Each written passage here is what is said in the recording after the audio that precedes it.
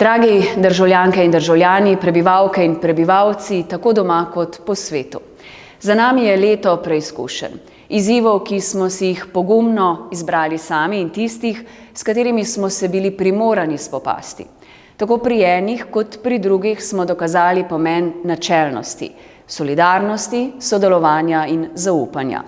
Te vrednote so drugi prepoznali v nas tudi, ko so nas izvolili za nestalno članico Varnostnega sveta Organizacije Združenih narodov.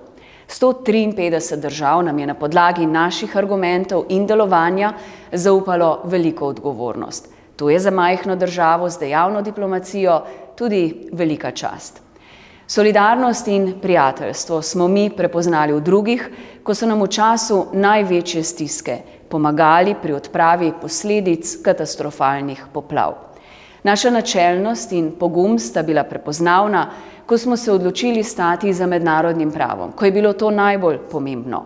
Ob jasni obsodbi neopravičljivega terorja v Izraelu smo glasni zagovorniki humanitarne pomoči in premirja v Gazi, z jasnim pozivom k miru na Bližnjem vzhodu. Slovenija svojo načelno držo dokazuje tudi v Ukrajini, kjer z izkazovanjem politične in finančne podpore stoji na strani demokracije, mednarodnega prava in spoštovanja temeljnih človekovih pravic. Ponovno smo dokazali, da Slovenija razume izjemen pomen stabilnosti Zahodnega Balkana, katere steber mora biti članstvo v Evropski uniji. Blejska zaveza, sprejeta na letošnjem Blejskem strateškem forumu, daje nov zagon perspektivi evropske širitve, kjer je vloga Slovenije nepogrešljiva in cenjena. Tudi v tem letu smo vam stali ob strani, ko ste nas potrebovali. Za nami je veliko uspešnih zgodb, konzularne zaščite, slovenskih državljanov, ki so se v tujini znašli v stiski.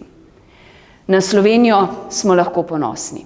In kot povsod v življenju, naše preteklo delovanje in uspehi vlivajo visoka pričakovanja tudi v naše prihodnje delo. V lanskem novoletnem nagovoru sem dejala, da verjamem v moč argumentov, spoštljivega dialoga, enakopravnosti in vodenja z zgledom. V pomen teh vrednot nisem bila nikoli bolj trdno prepričana kot danes. Ne zato, ker bi bile prisotne vse povsod, temveč prav zato, ker jih je treba za vsako ceno ščititi in vzdrževati, tako v politiki kot v zasebnem življenju. Če tudi nas v prihajajočem letu čaka vrsta preizkušenj, si želim, da bo leto mirno.